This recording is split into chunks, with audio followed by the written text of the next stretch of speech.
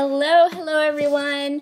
Okay, check out this collection. This is the new collection this month from Wild Whisper.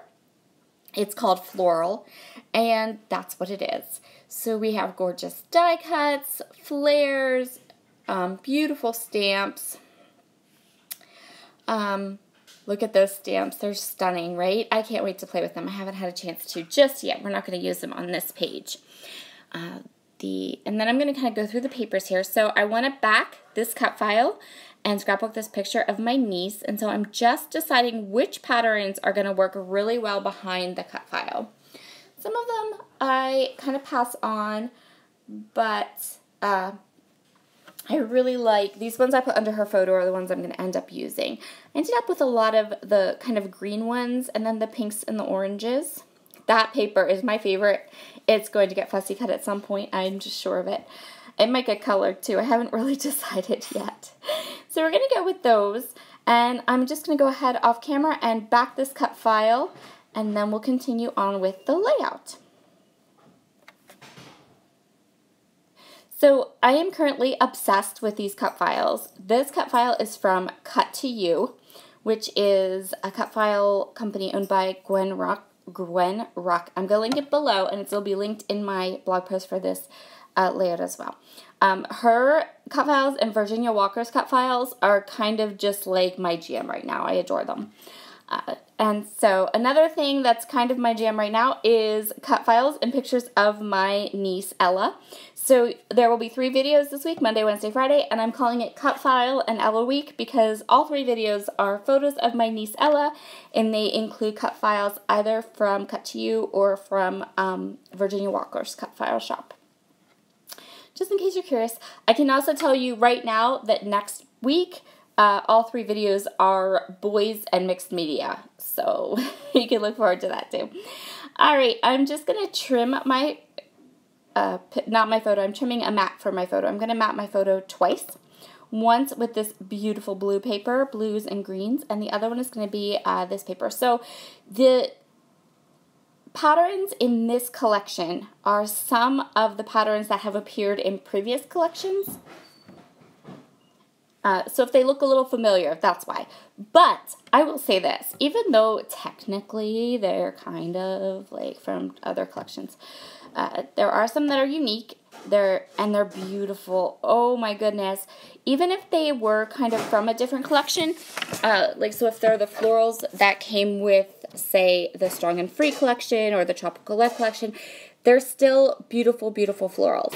So now I'm going to back the cut file with some fun foam and then hit it up with some of my Nuvo Deluxe adhesive, and I'm going to put this cut file right there.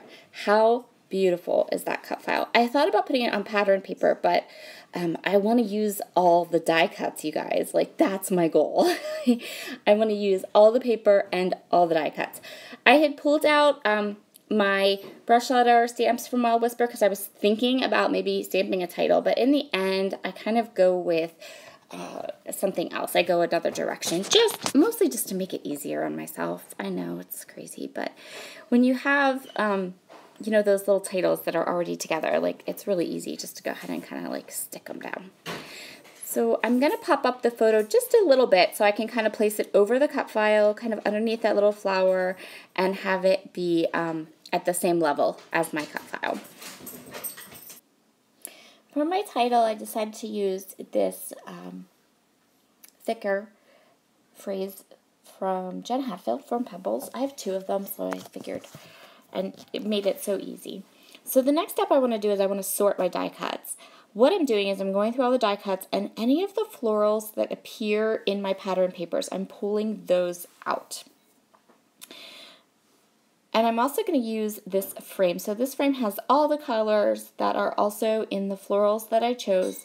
And I'm just going to cut it apart and pop it at 3 different spots. And these are going to be my main embellishment clusters.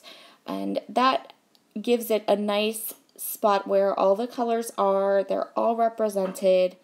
And they coordinate really well with the the flowers that I have on my pattern paper background. So I'm just going to add those in my 3 spots that I really want to showcase and put a lot of die cuts in. And then I'm going to start to build my clusters.